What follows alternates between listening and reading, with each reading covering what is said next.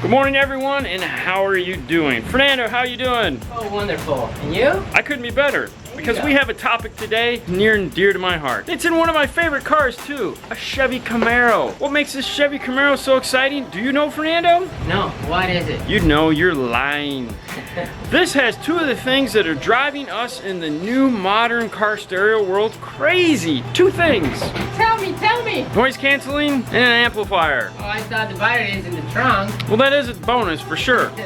For those of you who've never heard of noise canceling, it's under a whole umbrella of silliness. In some cars, it's noise canceling in that it's designed to kill road noise outside of the car. So to make the cab of your car quieter, they have microphones inside, and what it does is it pipes in the opposite signal. It's like a pair of noise canceling headphones built into the car to make the road noise go away. So instead of using a bunch of insulation and weighing the car down, they do this silliness. And in some cars, they add fake exhaust noise. Either way, usually it's referred to as ANC. Call it what you will, I'm gonna call it the big pain. Would you agree? Definitely. This car has it, and it has an outboard amplifier, which isn't necessarily a problem. In some cases, it can be a solution, but it's still one of those things that as a modern day installer can sometimes drive you crazy. Now, with things like Amp Pros and iData ARs and DSPs and equalizers and T-harnesses and all this fun stuff, it has gotten easier to deal with some of this. But in some cases like this car, there are no solutions for it. So how do we deal with it? Today,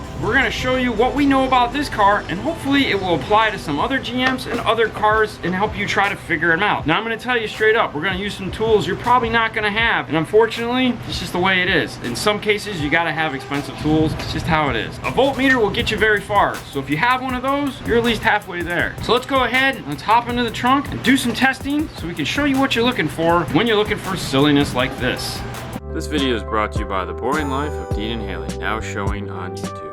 Now, since today we're talking about the Chevy Camaro, what we've found so far is there's 3 stereos that come from the factory. And it usually depends on the size of the screen in the dash. Some of the screens are 7-inch, some of them are 8-inch. The ones that are 8-inch typically will have an outboard amplifier because they have a premium sound system. Now, in this one, it's what we call system number 2. System number 1, for those of you guys that are curious, means there's no outboard amplifier whatsoever. If you saw the video we did on the Access DSP, that was a system number 1. It had a screen, it had an exterior tuner slash brain box slash the power for the speakers are coming from that. And that was up behind the glove box. This is a system 2. A system 2 for us consists of a radio, a tuner box, and an amplifier in the trunk, and typically does not have the factory subwoofer. That would be the system 3. The system 3 is usually a premium labeled system, meaning it's got some funky branded name on it, like Boston Acoustic or Bose or something like that on it. This is a system 2, meaning it has this amplifier in the trunk, and that's what we're going to be looking at today. Now, as far as dealing with factory amplifiers, there's 2 basic kind of factory amplifiers, meaning we're scaling this down to 2 types.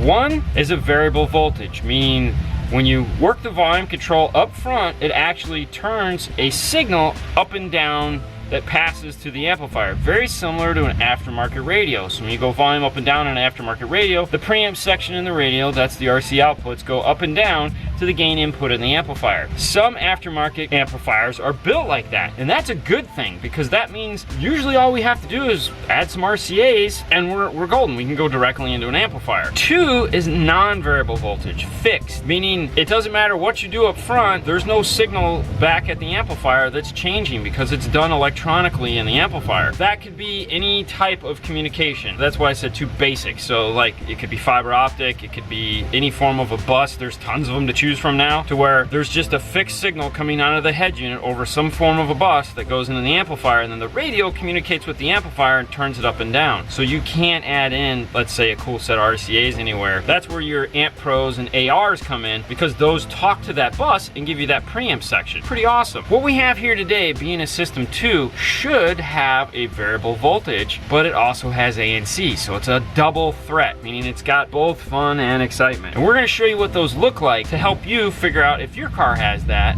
and how to integrate with them. So to do that, we're gonna need a couple tools, as we said. So let me grab them and show you. The first tool we're gonna use is this guy right here. This is a PAA3X. They make a PAA3 and a PAA3X. PAA3 is my personal favorite, but what we found is the X actually works better for testing for ANC. And the reason behind that is because the microphone is detached, meaning it's not connected. So you won't get any ambient noise when you're revving up the engine that affects the output of the RTA. Secondly, a good old-fashioned digital multimeter. You gotta have one, guys. If you're putting stuff in car audio, you gotta have a digital multimeter. Digital multimeter, oscilloscope, doesn't matter. You gotta have something like this. Until your eyes can see voltage moving through a wire, you need a tool to see what it's doing. So what makes this RTA special is just like the digital multimeter here, we can hook it up to power and ground and see what voltage we have. We can hook this up to a signal line and see what voltage and what sound it has. And then these lights move up and down. That's important. That's what makes this different. Now there's basically two types of RCAs. You have a straight up microphone RTA and you have one that can measure electrical signal. This will do both, but we primarily use it just to measure electrical signal. That's why this thing is expensive, because it does that one feature. And then the last tool we're going to use is a polarity tester. We're going to use this as a tone generator so we can figure out what speaker is what throughout the car. This creates just a little pop, pop, pop sound that allows us to see what speaker is playing. You can also use a tone generator or just a small little 9-volt battery. Same thing. We know we have a plug here that we're gonna have to figure out what speaker's what. This is the tool we're gonna use for that today. Now I know you're all excited to dive into that and see how this works. Let me talk about the amplifier we're actually putting in this car for a minute, because this amplifier, we didn't know what system this Camaro had. Did it have a system 1 where there's an outboard, just a regular outboard tuner amp over here in the corner? Did it have something in the trunk? We didn't know. So we wanted an amplifier that would allow us to integrate into any one of the systems we were going to look at. We chose the Audio Control LC1.800. And why we chose this amplifier is for that reason. This has an LC2I built into it, as well as a preamp section. Now for those of you that don't know what an LC2I is a awesome high level to low level adapter that has AccuBass. AccuBass is designed to fix bass roll off. Bass roll off is an anomaly that when you're turning up your volume, so this is the main volume and this is the bass track. As you turn them up, they separate like this. This is called bass roll off, meaning this keeps getting louder, your main signal, but your bass stops getting louder. AccuBass is designed to help with that, and that you can dial it into where that voltage drop is, and then it will add a little bump and keep them moving in parallel to one another. I'm gonna tell you, it's not the easiest thing in the world to set, but when set properly, it sounds amazing, and will keep your bass keep going up and up and up. Now because this has the LC2I high level to low level adapter built into it, if we had a system 1, we'd be golden. And it has a preamp section, so if it has a system 2, we're golden. And we already said, we found out this has a system 2. Now we can use the line level inputs for this. So this allowed us to sell them an amplifier to cover everything. Any scenario we're gonna run into, this would work. Something to think about if you're an audio control dealer or somebody that wants to buy an amplifier it's 800 watts too. Let's not forget about that. It's a lot of power. On any amplifier, you wanna look at the plugs that it has. This one has 3 plugs. Amplifiers are always gonna have power and ground. So the easiest thing to find when you're looking at an amplifier is the power and ground. And to do that, you're gonna use your digital multimeter. Go ahead and set our digital multimeter to DC voltage, which is the line with the dots beneath it. And typically you're gonna find the 2 fattest wires going into the amplifier. In this case, there's a big black one and a red one here. That's not usually the common theme. Usually they're different colors. They don't go by red and black. And in this case, they are the power and ground. We're getting a nice 12 volts right there. And then there's a little tiny green wire next to them. In a perfect world, this could be a remote. It might not be, but it doesn't hurt to test. A lot of the times these amplifiers turn on and off with data. They don't actually use a remote turn on. Don't plan on there being one, but it doesn't hurt to test to see if this random wire over here is one. So we'll go ahead and test it, power to ground. Right now we're not getting anything. We'll go turn the car on. So we're not getting anything on that one. So the next thing we're gonna wanna look for is our speaker wires going out into the car, because that's gonna be the next easiest thing to find. Usually they're in twisted pairs. There's some rhyme or reason to it. If it doesn't look like it, like it's a big 50-pin harness, the next thing you're gonna wanna do is take your digital multimeter and go ahead and put it on continuity, which is this little line here. And what this does is this. And this is gonna allow us to figure out if there's a ohm load or resistance on there that could possibly be a speaker. Now we'll go ahead and start in one corner and work our way across and see what we have. We have a nice 5 ohm load. Go to the next one. 4, close enough. 5, 4-ish 5, and 34. Now we know this car only has 4 speakers, so now what we can do is we can go ahead and try our polarity tester, see if these guys make noise. And I hear a passenger rear and another passenger rear. That one's coming from the front, and that one's coming from the driver's front. So what we know now is if we plug this back into the amplifier, the wires closest to the front of the car are gonna be the speaker wires. Now what we can do is if we were testing for, let's say, fake engine noise at this point, because let's say this is a system where there is no variable voltage, we're gonna go ahead now and test for fake engine noise, because at this point we'd have to tap in after the amplifier. So this is showing us the signal coming from the radio right here. This is the amplified output of this amplifier. What that means and why we'd have to use this is like I said, if this had a fixed level input and we were going to add amplifiers, we would have to go and use this signal in order to put on our amplifier. Highs, lows, it doesn't matter. What this is allowing us to do is see that signal. If we play pink noise, this will go flat across, and that's what we're going to use to do equalization or just see where our dips and valleys and how messed up the sound is. We're not worried about that yet. What we want to test for is fake engine noise. We're going to start up the car. All right, what you're looking at here is that exhaust noise. Rev it up again. All right, so this is the car doing one of two things, like we said earlier. It's either trying to cancel that noise out or amplify that noise into the car. But either way, it's coming from this amplifier into the speakers. So if you were to add a subwoofer at this point, the subwoofer is going to play that noise. Do it one more time, Fernando.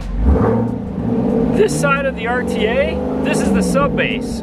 So as you can see right now, your subwoofer is going gorilla crazy in the trunk of the car because it's playing that sound. Fortunately, in most cases, this is a feature that can either be bypassed, unplugged, or through the factory on program. So what I mean by that is, let's say you have a brand new 2018 F-150 with the Bang & Olufsen system in it. Well, guess what? You just want to add a subwoofer to it. It's not just a simple wire you cut. It has to be programmed out. Now sometimes there's microphones in the car, like in the case of this Camaro. There are 3 microphones that can be unplugged. Honda Accord, there's microphones in the headliner and the top that can be unplugged, as well as just the box underneath the stereo that can be unplugged. Most Hondas and Accords have a shiny little silver box that's about yay big that can be unplugged and it can be negated. BMWs also like that. A lot of BMWs have a module in the back right next to the amplifier that if you simply unplug it, that feature goes away. Now in most Chevys, they have one wire that you can cut and disable it as well. The trick is figuring out what wire it is. And there's no science to it. There's no like,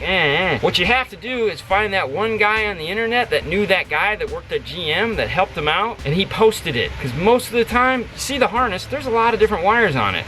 One of them is gonna be the wire you need, and just one of them. That's why a lot of the times it's easier just to go to the microphones and unplug each individual microphone. If you can't feed the module any sound, it's not gonna create anything.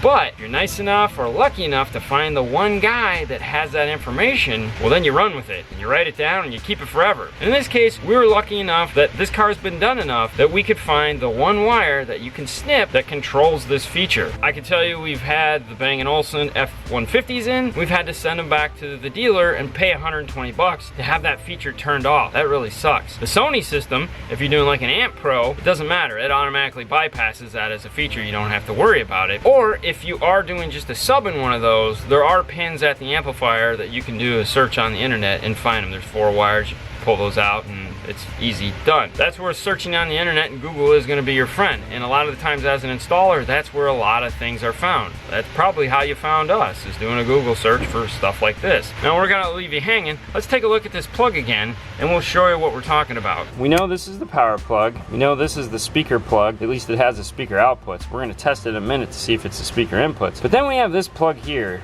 Weird looking plug that's got 6 wires in it. One of these is going to be our ANC wire, and it just so happens to be this purple dark blue wire right here. So if we cut this back and put 2 connectors on that, this should negate this. So we're going to go ahead and do that and we'll retest it. This purple dark blue wire is not just for the Camaro. It's a universal color that GM seems to be using in a lot of their cars. This would be the wire you'd want to check if you have something other than a Camaro, because we found it from another car and just said, hey, this might be the wire, and it was. Now we're gonna go ahead and put some connectors on it so that if we need to, we can put it back together. Some guys like to depin it. You know, I'm a big fan of depinning wirings and whatnot, but the reason why I don't want to depin this out of the harness is because if the customer has to put it back together or install her down the road, they might not know where this goes. So if I depin that wire and just tape it up into the harness, there'll be no putting it back. If I just put a connector on here, all we have to do is plug it back together. So now we've gone ahead and disabled what we think is the ANC. We're gonna go ahead, start the car back up, and repeat the test again. Now as you can see, we're not getting any funky stuff like we got last time. Turn the radio up for me. Still have sound coming into it, so we know we're still getting sound over it. Rev it up one more time.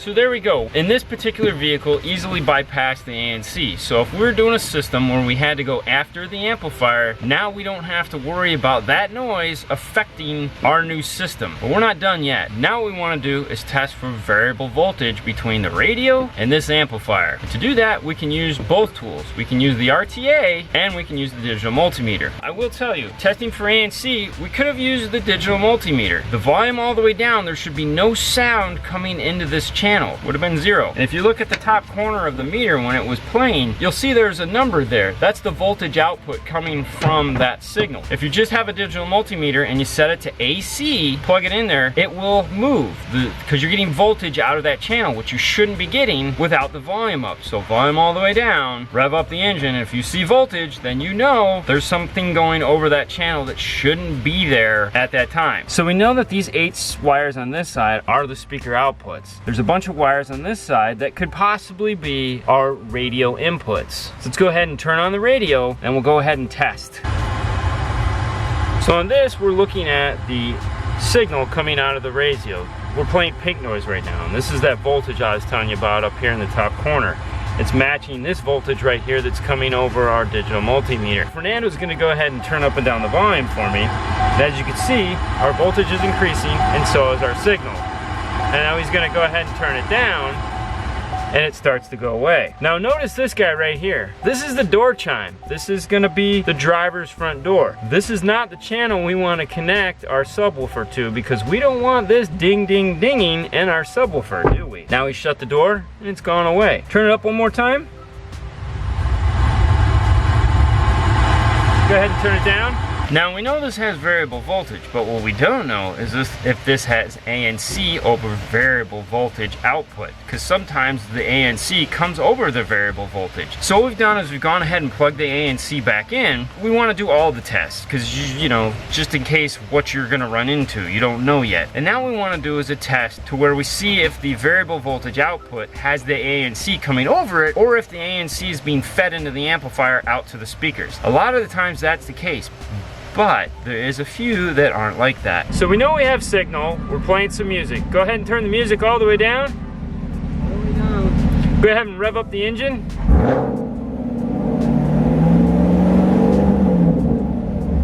Perfect. What this is showing us is that we have no ANC coming over the output of the radio into the amplifier. Now what that means for us is that if we're going to be putting in a full system in this, where we're going to do like front, rears, we're not going to be using any power from the amplifier. We don't even have to worry about ANC because it's after the radio. It's being fed into the amplifier. We're just coming out of the radio. In this particular case, we can just add in a preamp section through like a DSP or something like that. Or in this case, the amplifier. We don't even have to disconnect it because we're not going to be using any of these speakers at all. But in this case, all we're adding is a subwoofer. This microphones, the ANC microphones in here are gonna hear that subwoofer, and even though we're not gonna be getting our signal from that side, we're gonna go to the variable voltage side, we still wanna disconnect the ANC because it's gonna be feeding, the microphones in the car are gonna feeding that sub bass back into the factory speakers to try to have it cancel that noise that it's creating. So we're gonna go ahead and disconnect the ANC so that we don't screw up the factory speakers. So let's recap real quick about about what we know about the situation that we have. For one, we know we have variable voltage. We know it has ANC. We bypass the ANC. We know we can hook up our amplifier to either the output of the amplifier or the variable voltage output, which we're going to use the variable voltage output. We'd be silly not to. We know we don't want to hook it up to the driver's door because that has the door chime in it, so we're going to want to find a rear speaker some way. How do we do that? With the test speaker, believe it or not. So now what we want to do is we want to go to the radio and we're going to fade it to one of the rear speakers, or just fade it to the rear in general. We'll play the pink noise again, and we're going to use the test speaker back here at the amplifier to find out which one of these is the rear signal that we can tap into. And then we're going to play a polarity track from our phone into it that's going to pop the rear speakers, which is going to pop our speaker here, and that'll tell us which one is positive. I know, right? So we have our voltage output from the radio that's coming over the rears. If we go to what we thought was the front, we know we don't have any signal coming over that one. Our third and fourth from the rear is going to be our rear speaker output, and it's showing us there. Now we go ahead and pull that out and we put in our test speaker. So this is making the same sound. Alright, so it's making a popping sound.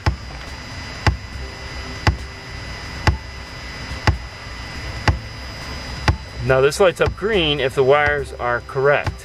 In this case, we guessed correctly. The driver's side rear speaker output from the radio is green, black, brown. Green, black being positive. The passenger side output from the radio is brown, white, positive, blue, black, negative. I wrote it down. All we have to do is solder in some RCAs to those terminals coming from the radio, plug them into the amplifier, and we're all set. We have a low-level output, as close to clean output as we can get. It's not EQ'd from the amplifier. There's no fake noise, growl, whatever coming into it. So this car is one of those cars that is like an awesome example of something that you can do to integrate into the factory system, not easily, but with great results in the end, which at the end of the day is really what we're hoping for, is great results in the end. So the only thing left for us to do is to get this thing installed and go from there. Now Fernando's over on the bench wiring it up. I'm gonna go ahead and solder in these connectors and get a fuse holder mounted. We'll come back in the end and show you what we did. The point of this video is more for figuring this thing out, other than just us putting an amp in a car. If you're familiar with the show, you've seen us do that a bunch of times. We wanted you to learn how to do this, because this is what we deal with every day. This is hard, and even explaining it, it's like hard. So all right, be back in a flash. The amplifier is in place, the cover is on, the RCAs are plugged in, and everything is all set and ready to go. We have the subwoofer in. Now a lot of you guys ask, what do we use to brace the subwoofer? We take a piece of 1/2" Centra and we screw it in from the bottom through the wood cover here. That way the subwoofer, there's a little bit of give so that the woofer can move left and right and back and forth just a tad, but it won't rip out and it won't slide and smack into the back of the car. We found this works the best, but you don't want to see this, you want to hear it.